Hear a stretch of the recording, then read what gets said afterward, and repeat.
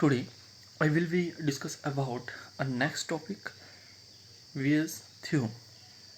अगर आपने इससे पहले हमारी वीडियो नहीं देखी है तो आप प्लेलिस्ट पे जाके वहाँ पे हमारी वीडियो देख सकते हो, जिसमें आपको प्रोबेबिलिटी, उसकी डेफिनेशंस और कुछ एग्जांपल और कंडीशनल प्रोबेबिलिटी और एग्जांपल वगैरह वहाँ पे आपको पहले ही डिस्कस करवाए गए हैं। और अभी तक अगर आपने हमारे चैनल विजडम अप्रोच मैथमेटिक्स को सब्सक्राइब नहीं किया है तो प्लीज़ उसे सब्सक्राइब करें एंड शेयर करें। तो जो बेयर्स थ्योरम है वो क्या है? स्टेटमेंट है let S be a sample space, ठीक है, and let E1 E2 so on En be n mutually exclusive event, ठीक है, associated with a random experiment if A is any event which occur with E1 और E2 और so on और En then, ठीक है। तो बच्चों यहाँ पे हमारे पास दो वर्ड आया है ना, एक म्यूचुअली एक्सक्लूसिव इवेंट आया। तो आपको पता होना चाहिए कि म्यूचुअली एक्सक्लूसिव इवेंट होते क्या है? ऐसे इवेंट जो सिर्फ एक टाइम में एक ही अक्कर करे, है ना। जैसे हम टॉस करते हैं तो एक टाइम में या तो हेड आ सकता है या तो टेल आ सकता है, ठीक है, बट दोनों नहीं आएंगे जहाँ पे म्यूचुअली एक्सक्लूसिव इवेंट होगा, है ना। और जो नॉन म्यूचुअली एक्सक्लूसिव इवेंट होते हैं वो होते हैं जहाँ पे या तो हेड भी आ सकता है या तो टेल भी आ सकता है या तो बोथ भी आ सकते हैं, है ना। ऐसा कोई एग्जांपल जहाँ पे दोनों जो आपके फेसेस हैं वो आ सकें, ठीक है। और सैम्पल स्पेस आपको पता होता है, ठीक है, किसी भी चीज़ का सैम्पल स्पेस क्या होता है। जैसे एक बार हम अगर कॉइन को टॉस करेंगे तो उसका सैम्पल स्पेस क्या बनता है बच्चों? उसका सैम्पल स्पेस बनता है आपका एच एंड टी। क्लियर है? नाउ आगे देखते हैं। तो हमारा जो फॉर्मूला है इसमें वो क्या बन जाएगा बच्चों? ये है आपका, this is probability of E I divided by A equal to probability of E I, probability of A divided by E I and divided by summation of I equal to 1 to n probability of E I and probability of A divided by E I, ठीक है। और जहाँ पे जो n है वो कहाँ तक है आपका? 3 तक है। मतलब फॉर एग्जांपल हम लेते हैं, ठीक है, मान लो n अगर आपका 3 है तो यहाँ पे हमारे पास क्या बन जाएगा? इसकी मतलब हुआ जो i की वैल्यू है वो कहाँ से कहाँ तक है? 1 2 एंड 3, ठीक है, 1 2 एंड 3, क्योंकि जो i है वो रिप्रेजेंट कर रहा है 1 to n, n हमने 3 लिया तो 1 to 3, ठीक है। तो जो हमारा फॉर्मूला है वो क्या बन जाता है बच्चों? ये बन जाता है probability of E I E1 divided by A. देखिए probability of E1, probability of A divided by E1 and divided by probability of E1 plus probability of A divided by E1 plus probability of E2, probability of A divided by E2 plus probability of E3 and probability of A divided by E3, ठीक है। अब ये जो आपका जैसे यहाँ पे 1 लिखा, ये डिपेंड करेगा कि आपके क्वेश्चन में पूछा क्या गया है, ठीक है। मान लो अगर आपके पास 3 कंटेनर है, ठीक है, और वहाँ से अगर आपने कुछ फाइंड आउट करना है और लास्ट में आपको बोला जाए कि प्रोबेबिलिटी ऑफ दिस बॉल या वाइट या ब्लैक बॉल जो भी होगा, किससे आपने फाइंड आउट करना है? फर्स्ट कंटेनर से, सेकंड कंटेनर से, थर्ड कंटेनर से। अर्न बैग भी हो सकता है ना। तो वो यहाँ पे डिपेंड करेगा। अगर सेकंड कंटेनर या सेकंड बैग बोला होगा तो यहाँ पे आपका क्या होगा? 2। अगर थर्ड बैग बोला होगा यहाँ पे क्या होगा? 3। मान लो अगर फर्स्ट बैग बोला होगा या फर्स्ट अर्न बोला होगा तो यहाँ पे क्या होगा आपका? 1। तो इसी के अकॉर्डिंग जो है आपका ये जो फॉर्मूला है वो डिस्क्राइब होता है, ठीक है। नाउ अब ये स्टेटमेंट थी, बहुत इंपॉर्टेंट है, आपके क्वेश्चन एग्जाम में पूछी भी जाती है, ठीक है।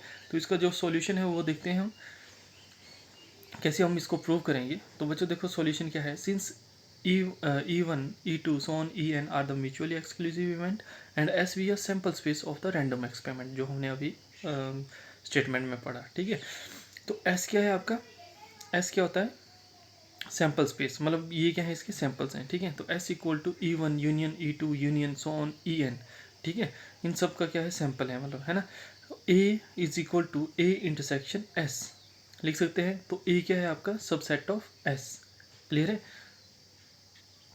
मान लो अगर आपके पास जो S है आपका, ठीक है, वो है 1 2 4 1 3 4 7, मान लो ये है। और जो आपके पास A है वो है आपके पास मान लो 1 4 एंड 7, ठीक है। तो जो सबसेट होता है, ठीक है, सबसेट मतलब जो आपके पास गिवन सेट है, ठीक है, जो आपके पास गिवन सेट है, सबसेट का मतलब उसी का एक पोर्शन जो है आपका जो सबसेट होगा उसका उसी में इंक्लूड होगा, है ना। अब मान लो यहाँ पे हमारे पास सेट था कितना 1 3 4 एंड 7, ठीक है, और जो सबसेट है वहाँ पे हमारे पास कौन कौन से एलिमेंट आए 1 4 एंड 7। तो ये जो ए है ये किसका सबसेट हो गया, एस का, ठीक है, एस का सब पार्ट है मतलब ये, है ना। अगर मान लो यहाँ पे अगर 8 होता, ठीक है, 1 4 एंड 8, ठीक है, तो ये क्या होता नोट कि ये जो है सबसेट नहीं है इसका, है ना। जो ए है is not a subset of S, clear है। तो सबसेट का मतलब क्या है, तो वही हमने यहाँ पे भी लिखा कि जो ए है वो क्या है, इसका सबसेट है, ठीक है। इंटरसेक्ट करोगे आप, ठीक है। अब मान लो यहाँ पे 7 था, ठीक है, आप इंटरसेक्ट कर रहे हो ए इंटरसेक्शन एस, क्या कर रहे हो, ए इंटरसेक्शन एस, ये कर रहे हो, ठीक है, ए इंटरसेक्शन एस। इन दोनों को जब इंटरसेक्ट करोगे तो जो आपके पास कॉमन एलिमेंट्स होते हैं वो क्या होते हैं, इंटरसेक्शन में आते हैं, है ना। तो हमारे पास क्या आएगा 1 4 एंड 7, क्या आएगा 1 4 एंड 7, ठीक है। अब जो 1 4 एंड 7 था वो क्या था आपके पास ए, ठीक है। तो हमने क्या लिखा है यहाँ पे बच्चों, this is A equal to A intersection S, clear है, समझ आया। अगर किसी भी बच्चे को अगर कोई भी डाउट हो तो वो कमेंट सेक्शन पे जाके अपने डाउट्स क्लियर कर सकता है, ठीक है, क्वेश्चन पूछ के। अब यहाँ पे हम क्या करेंगे, ए इंटरसेक्शन, और यहाँ पे क्या है एस की वैल्यू जो है वो हमने यूनियन में लिया था, ठीक है, जो म्यूचुअली एक्सक्लूसिव इवेंट थे उनको हम यहाँ पे पुट आउट कर देंगे। अब उसके बाद देखो बच्चों, ये हमारे पास प्रॉपर्टी होती है इसकी फॉर्म में जब हम प्रोबेबिलिटी डिस्कस करते हैं इंटरसेक्शन और यूनियन की जो प्रॉपर्टी होती है उनमें से एक है। तो यहाँ पे क्या होगा देखो, ए इंटरसेक्शन ऑफ E1, ठीक है, ए इंटरसेक्शन ऑफ E1। अब ये जो साइन है यहाँ पे यूनियन रहेगा, ठीक है, वैसे ही A intersection of E2 again union sign and so on. A intersection of EN, क्या है यहाँ पे EN, ठीक है, A intersection of EN, clear है, ठीक है। तो यहाँ पे ये कौन सा लॉ था आपका, this is by distributive law of probability, है ना। तो यहाँ पे देखो, सिंस ईच हम मान के चलते हैं कि जो EI इंटरसेक्शन ऑफ EJ है वो किसके बराबर है, 5 के बराबर है, ठीक है। EI और EJ अलग अलग आपके पास एलिमेंट्स हैं, ठीक है, इनकी जो इंटरसेक्शन है वो किसके बराबर है, 5 के बराबर है। तो हम मान लो कि ए इंटरसेक्शन EI और intersection of A intersection EJ, ठीक है, इन दोनों की जो इंटरसेक्शन होगी, मान लो इन दोनों की जो इंटरसेक्शन होगी वो किसके बराबर है, 5 के बराबर है, ठीक है। ऑल सेट्स आर डिफरेंट, ठीक है, या डिसजॉइंट्स भी बोल सकते हैं, ठीक है, जो भी आपके पास गिवन सेट्स हैं वो क्या है, अलग अलग हैं, ठीक है। अब यहाँ पे एक बार हम फिर से देखते हैं, मान लो EI है आपके पास 1 4 6 और EJ जो है वो है आपके पास 1 7 एंड 2 7 एंड 8, ठीक है। अब जो आपका EI इंटरसेक्शन ऑफ EJ होगा बच्चों, तो वो क्या होगा, क्योंकि इनमें से कोई भी एलिमेंट कॉमन नहीं है तो यहाँ पे क्या होगा, हमारा 5 होगा, ठीक है। तो वही हम यहाँ पे भी लेके चलते हैं कि जो ये दो एलिमेंट्स हैं इनका जो इंटरसेक्शन है वो किसके बराबर है, 5 के बराबर है, ठीक है। जब आपने प्रोबेबिलिटी पढ़ी थी, addition and multiplication law of probability, तो वहाँ पे आपने देखा होगा कि जब A और B यानी दो डिसजॉइंट्स आपके पास जो इवेंट्स होते हैं तो उनका जो प्रोबेबिलिटी बनता था, probability of A union B is equal to probability of A plus probability of B, क्योंकि जो A और B है वो क्या है, दोनों डिसजॉइंट्स है। तो वैसे ही यहाँ पे जो ये एलिमेंट और ये एलिमेंट है, ठीक है, जो आपके पास ये एलिमेंट्स हैं वो क्या है, देखो इसके अकॉर्डिंग डिसजॉइंट है, अलग अलग हैं, तो इसकी जो प्रोबेबिलिटी होगी वो क्या बन जाएगी, देखते हैं। तो इसकी जो प्रोबेबिलिटी है बच्चों वो बन जाएगी, this is probability of A equal to probability of A intersection of E1 plus probability of A intersection of E2 and plus so on probability of A intersection of EN, ठीक है। Now इससे पहले वाले जो हमने video बनाई थी वो थी आपकी कंडीशनल प्रोबेबिलिटी के ऊपर, क्लियर है, ठीक है। तो कंडीशनल प्रोबेबिलिटी में हमने एक फॉर्मूला डिस्कस किया था, probability of A divided by EI equal to probability of A intersection of EI and divided by probability of EI, ठीक है, ये इसका फॉर्मूला था। तो देखो बच्चों हमें क्या चाहिए, हमें चाहिए probability of A intersection of E1 E2 E3 so on EN, यानी हम इसको I पुट करें यहाँ पे, ठीक है। तो I की वैल्यू कहाँ से कहाँ तक हुई, 1 to N। ठीक है। तो हमें चाहिए इसकी वैल्यू, तो हम क्या करेंगे, जो ये वाली टर्म है इसको हम एक तरफ रहने देंगे, बाकी की दूसरी टर्म हम दूसरी तरफ मल्टीप्लाई कर देंगे। तो P of E I probability of A divided by E I, ठीक है। और यहाँ पे हमने मेंशन किया है कि जो आई है वो कहाँ से कहाँ तक है, 1 to n, ठीक है। अब इसकी वैल्यू जब हम यहाँ पे पुट करेंगे तो बच्चों हमारे पास क्या बन जाएगा, this is probability of A equal to probability of 1 2 3 और n के फॉर्म में पुट करेंगे तो E1 probability of A divided by E1 plus probability of E2 probability of A divided by E2 plus so on probability of En and probability of A divided by En।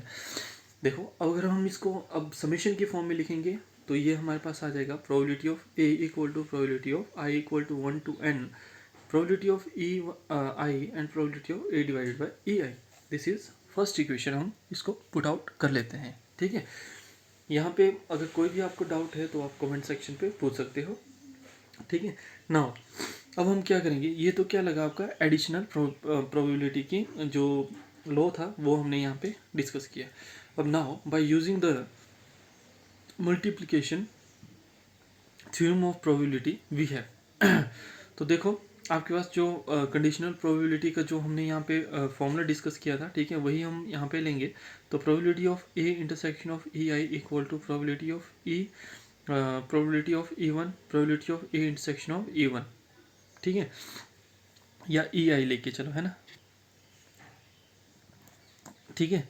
अब यहाँ पे आप देखोगे ई आई है ना, तो अब ये था आपका probability of A intersection of E I, ठीक है, इसकी वैल्यू थी ये हमारे पास, है ना।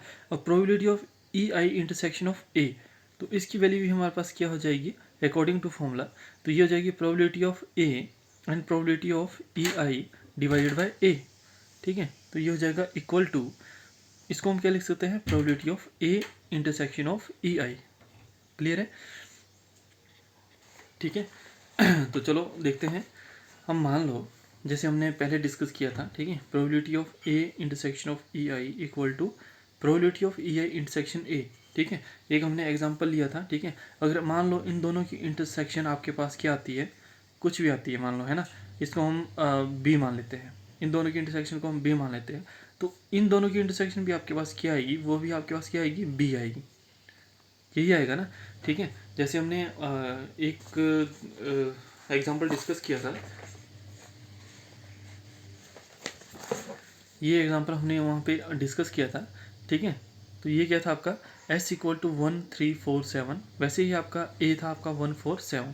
अगर इन दोनों की इंटरसेक्शन हमारे पास क्या आएगी, दिस, ये आएगी, है ना, इन दोनों की इंटरसेक्शन हमारे पास क्या आएगी, ये आएगी। अब वैसे ही हम अगर हम s इंटरसेक्शन a करें तब भी हमारे पास क्या आएगी, 1 4 एंड 7, यही आएगी, ठीक है। a इंटरसेक्शन s की भी ये आ रही है, एस इंटरसेक्शन ए की भी ये आ रही है हमारे पास, है ना। तो यहाँ पे देखो, यहाँ पे भी सेम वैसी ही चीज़ है, ठीक है। तो यहाँ पे देखो, इसको हमने क्या कर दिया, इसके इक्वल कर दिया, ठीक है, probability of A intersection of A I, ठीक है।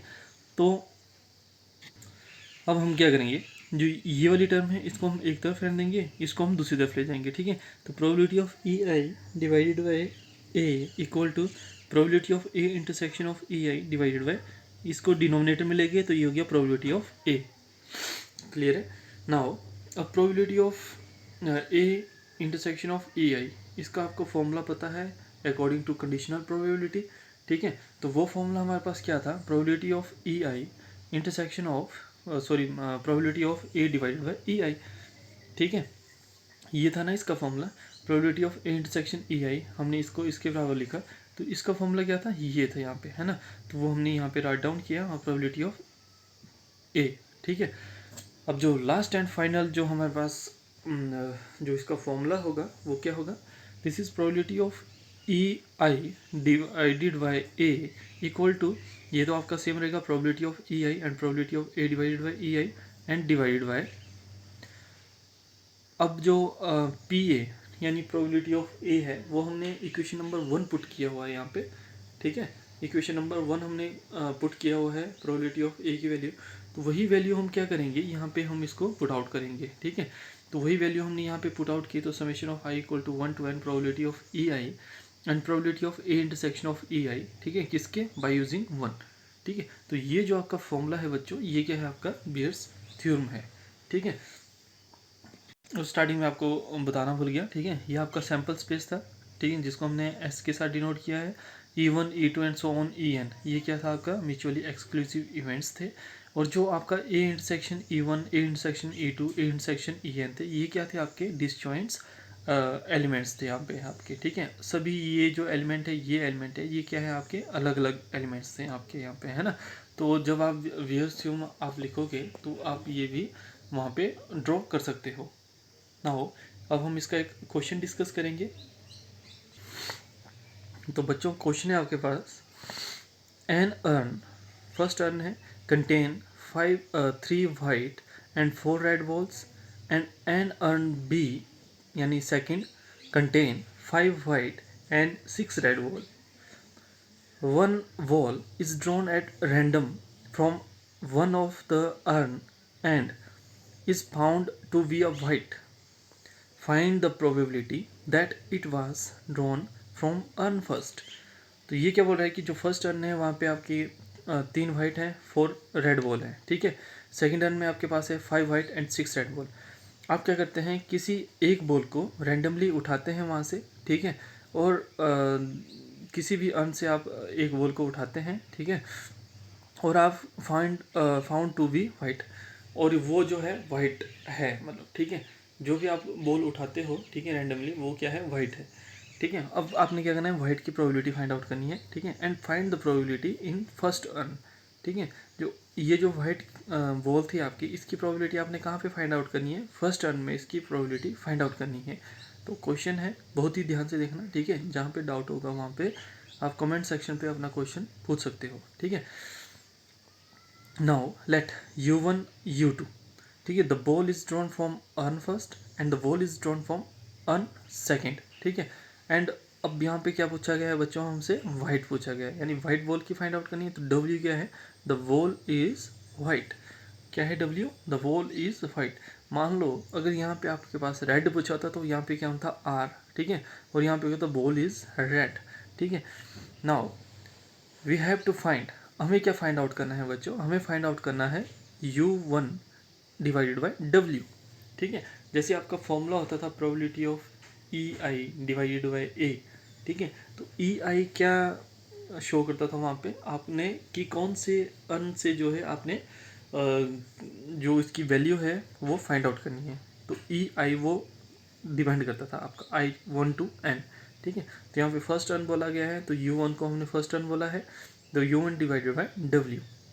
नाउ बाय वियर्स थ्योरम, तो उसका फॉर्मूला क्या बन जाएगा। तो देखो बच्चों, हमारे पास यहाँ पे क्या है, 2 कंटेनर दिए हुए हैं, यानी 2 अर्न दिए हुए हैं, ठीक है। तो वहाँ उस केस में आपकी जो वैल्यू है U1 की, वो U1 और U2 इसी फॉर्म में आएगा।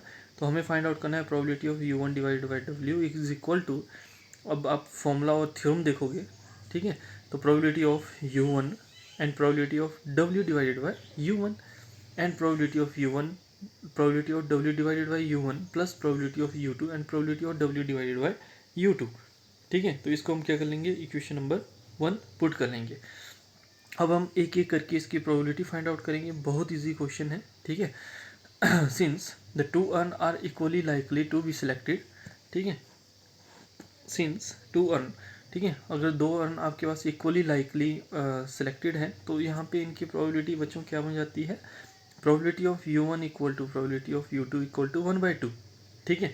अगर वैसे ही अगर आपके पास यहाँ पे 3 अर्न होते तो यहाँ पे क्या होता, probability of U1 equal to probability of U2 equal to probability of U3 equal to 1/3, clear है, ये हो जाता है। यहाँ पे हमारे पास 2 ही अर्न है, तो हमारी इन दोनों की प्रोबेबिलिटी क्या आ गई, 1/2 यानी हाफ आ गई, है ना।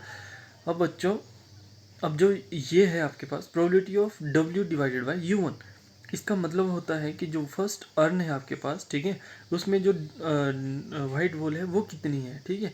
अब probability of white ball is drawn from urn first, तो आप देखोगे क्वेश्चन में, तो वहाँ पे कितनी थी, 3 थी, है ना, 3 white ball and total number of ball कितनी थी, 7, 3 + 4 कितना होता है, 7, है ना। तो 3/7, तो इसकी प्रोबेबिलिटी हमारे पास आ गई 3/7, ठीक है। वैसे ही W डिवाइडेड बाई U2 है, तो ये था a white ball is drawn from urn two. अब देखो जो सेकंड अर्न था वहाँ पे हमारी जो वाइट बॉल थी वो कितनी थी, 5, ठीक है, तो 5 divided by 11, total number of ball कितनी थी 6 + 5 11, ठीक है। तो हमारे पास प्रोबेबिलिटी ऑफ U1 भी आ गई, प्रोबेबिलिटी ऑफ U2 भी आ गई, probability of W divided by U1, probability of W divided by U2, इन सब की प्रोबेबिलिटी हमने फाइंड आउट कर ली। तो बच्चों हम इन सब की प्रोबेबिलिटी हम कहाँ पे पुट आउट करेंगे, इनकी सब की प्रोबेबिलिटी हम फर्स्ट इक्वेशन में पुट आउट करेंगे और आपका जो आंसर है वो आ जाएगा। क्लियर है। तो यहाँ पे हमारे पास क्या क्या, फ्रॉम 1 जैसे हमने वैल्यू पुट की तो ये आ गया हमारे पास, this is 1/2 × 3/7 divided by 1/2 × 3/7 plus 1/2 × 5/11। इसको सिंप्लीफाई किया तो यहाँ पे हमने क्या किया, 1/2 को कॉमन ले लिया तो 1/2 से 1/2 कैंसिल हो गया। इसको हमने सिंप्लीफाई किया तो 77, यहाँ पे 33 + 35 और 3/7। अब जो डिनोमिनेटर होता है डिनोमिनेटर का उसको नोमिनेटर में लिख लेते हैं, तो इनको ऐड किया तो ये हो गया 3/7 × 77/68, इससे इसको कैंसिल किया तो 11, ठीक है। और यहाँ पे हमारे पास क्या आ गया 33/68, ठीक है। 33 कितना आ गया बच्चों 68, ठीक है, ये आ गया हमारे पास। तो ये क्या था आपका इस क्वेश्चन का आंसर। तो बच्चों सेकंड एग्जाम्पल है आपका, मोस्ट इंपॉर्टेंट एग्जाम्पल है, इससे रिलेटेड ही आपको जो एग्जामिनेशन में क्वेश्चन है वो बनते हैं, ठीक है। तो सेकंड क्वेश्चन है आपके पास 3 urn contain 6 red, 4 black and 4 red, again 6 black, 5 red and 5 black, ठीक है। 3 अर्न थे, वो फर्स्ट अर्न कंटेन करता है आपका 6 रेड 4 ब्लैक, ठीक है। सेकंड कंटेन करता है आपका 4 red 6 black and 5, third contain करता है आपका 5 red and 5 black balls respectively, ठीक है। जहाँ पे रिस्पेक्टिवली आ जाता है बच्चों तो उसका मतलब जो फर्स्ट है वो ये कंटेन कर रहा है, सेकंड एंड थर्ड ये कंटेन कर रहा है, ठीक है।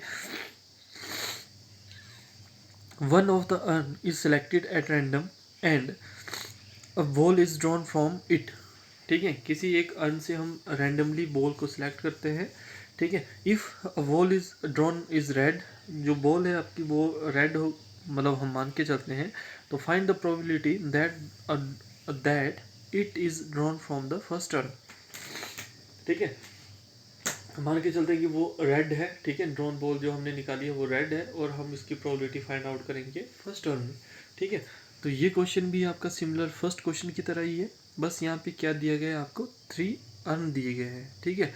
मतलब मान लो 3 कंटेनर्स आपको गिवन दिए गए हैं और बाकी जो क्वेश्चन होगा वो आपका फर्स्ट क्वेश्चन की तरह ही होगा, ठीक है। तो यहाँ पे इस आंसर इसका U1 क्या शो कर रहा है आपका, the ball is drawn from urn first, U2 show कर रहा है आपका the ball is drawn from second urn, अब ball is drawn from third urn आपका U3 शो कर रहा है। तो R इज क्या होगा, R is equal to the ball is red. और बच्चों आपको फाइंड आउट क्या करना है, एक तो आपने बोला है कि if the ball is drawn from red, अगर रेड है find the probability that it is drawn from the first earn, ठीक है। तो आपने प्रूव क्या करना है, प्रोबेबिलिटी ऑफ U1 यानी first earn divided by R, ठीक है, ये आपको क्या करना है फाइंड आउट करना है। क्लियर है। तो हम देखते हैं आगे बाय वियर्स थ्योरम। तो ये हमारे पास इसका फॉर्मूला बन जाता है, ठीक है, क्योंकि हमारे पास यहाँ पे क्या है बच्चों 3 अर्न दिए गए हैं, तो उसके अकॉर्डिंग हमारे पास वैसा ही फॉर्मूला बनना चाहिए, है ना। तो probability of U1 divided by R ये आपको फाइंड आउट करना है इक्वल टू, अब जो आपका फर्स्ट अर्न यानी U1 यहाँ पे है तो आपका U1 यहाँ पे होगा, है ना। अगर यही क्वेश्चन आपको पूछा गया था कि find the probability of from second earn, ठीक है, तो यहाँ पे U2 होना था, यहाँ पे U2 और जो डिनोमिनेटर है वो बच्चों आपका सेम रहेगा, है ना। वैसे थर्ड अर्न के लिए पूछा होता तो यहाँ पे क्या आना था आपका 3, यहाँ पे क्या आना था आपका 3। जो चीज़ आपसे पूछी गई हो प्रोबेबिलिटी में तो वो आपका यहाँ पे मेंशन होगा, है ना। तो फॉर्मूला क्या बन गया, probability of U1 divided by R equal to probability of U1 probability of R divided by U1 and divided by probability of U1 probability of R divided by U1 plus probability of U2 probability of R divided by U2 plus probability of U3 and probability of R divided by U3, ठीक है। तो इसको हम क्या करेंगे बच्चों, this is equation number 1 put कर लेंगे। क्लियर है। नाउ अब हम आगे इनकी सबकी प्रोबेबिलिटी फाइंड आउट करेंगे, ठीक है। Since the 3 urns are equally likely to be, ठीक है, अगर तीनों अर्न्स जो हैं वो आपके क्या है इक्वली लाइकली है, ठीक है। तो प्रोबेबिलिटी ऑफ क्या आ जाएगी, probability of U1 probability of U2 and probability of U3 is equal to 1/3, ठीक है। फर्स्ट क्वेश्चन में यहाँ पे हमारे पास 2 ही अर्न दिए गए थे तो 1/2 आई थी। सेकंड में हमारे पास कितने गए हैं, 3 अर्न दिए हैं तो 1/3। ऐसे ही अगर आपके पास 4 अर्न होते तो यहाँ पे कितना हो जाना था, equal to probability of U4 equal to 1/4। ये कॉन्सेप्ट क्लियर है बच्चों, ठीक है। अगर नाउ आल्सो अब हम क्या करेंगे, रेड की प्रोबेबिलिटी फाइंड आउट करेंगे एक एक करके, है ना। तो probability of R divided by U1 equal to probability of a red ball is drawn from urn first. कितनी थी आपके पास फर्स्ट अर्न में, रेड बॉल 6 और वाइट कितनी थी 4, ठीक है। वाइट या ब्लैक इज 4, तो टोटल कितनी होगी आपके पास 6 + 4 10, ठीक है। वैसे ही probability of R divided by U2 equal to probability of a red ball is drawn from urn 2। तो सेकेंड अर्न में कितनी थी आपके पास 4 डिवाइडेड बाई 10।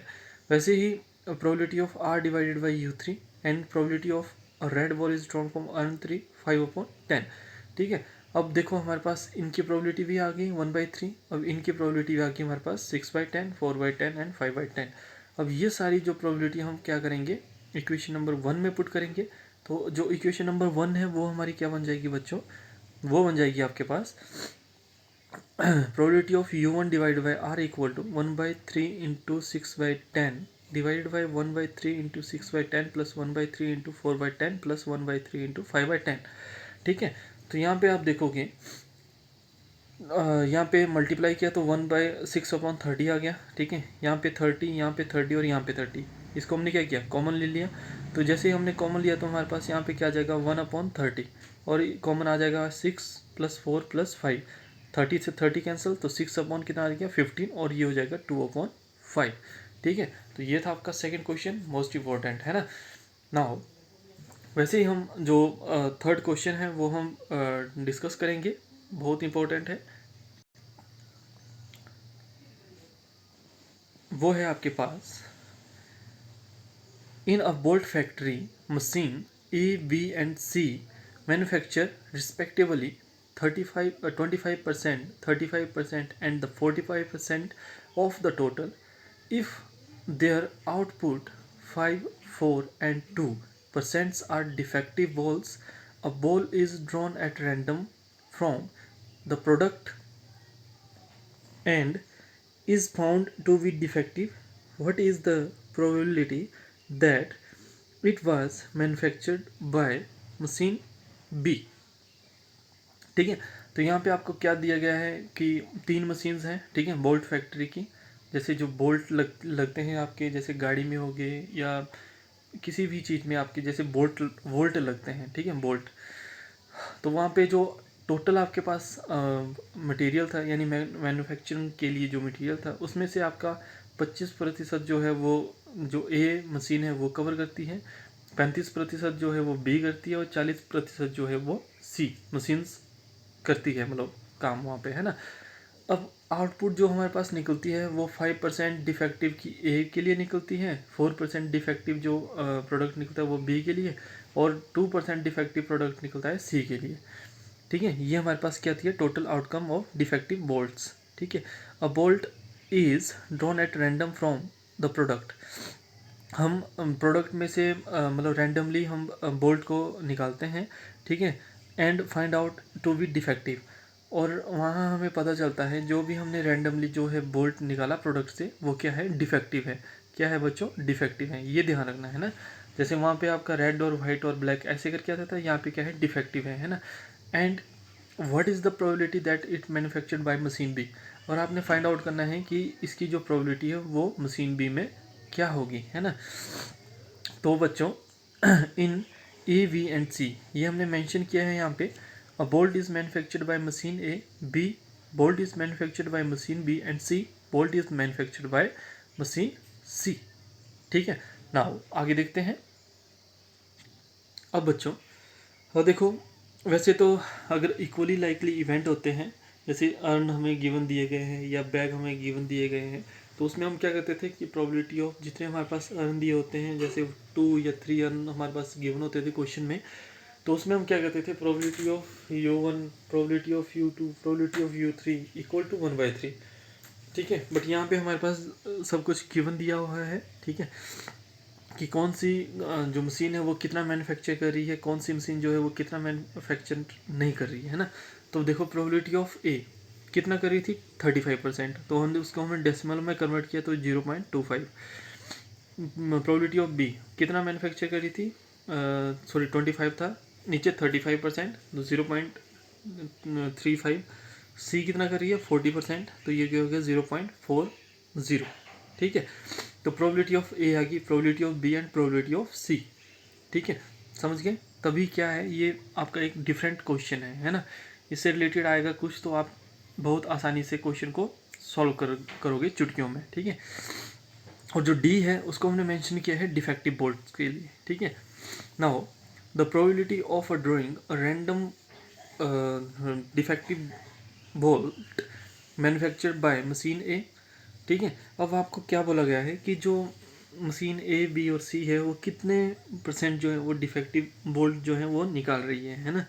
तो जो फर्स्ट थी आपकी जो मशीन ए थी वो कितना 5% है ना, तो इसकी जो प्रोबेबिलिटी होगी बच्चों वो क्या बन जाएगी, क्योंकि डिफेक्टिव बोल्ट निकल रहे हैं कहाँ पे, फर्स्ट मशीन से है ना, तो डी ओवर ए, तो 5% थी, डेसिमल में कन्वर्ट किया तो 0.05।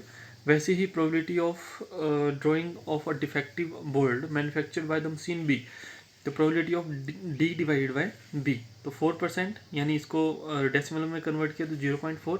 वैसे ही जो थर्ड मशीन थी वो कितने डिफेक्टिव कर रही है 2, तो 2%, तो 0.02% डेसिमल में कन्वर्ट किया है ना।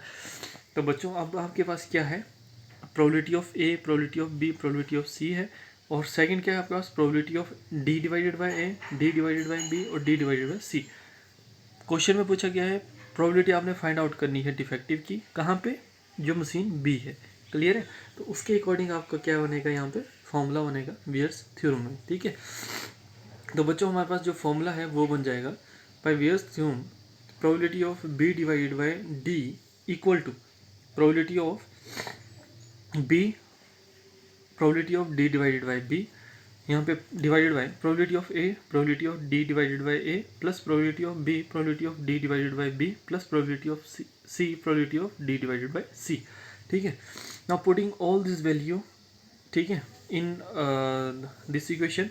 ठीक है, वी है, अब जो भी आपने वैल्यू कैलकुलेट की थी, ठीक है, उन सबको हम यहाँ पे पुट आउट करेंगे, तो यह 0.035 into 0.04 divide by 0.25 into 0.05 plus 0.35 into 0.04 plus 0.40 into 0.02, इन सब को जैसे हमने कैलकुलेट किया, ठीक है, कैलकुलेशन इन सब की जब मल्टीप्लाई करके, तो आप देख सकते हैं हमारे पास है 0.41। ठीक है, और ये डेसिमल में था, इसको हमने जब परसेंटेज में कन्वर्ट किया तो बच्चा हमारे पास आया 41%।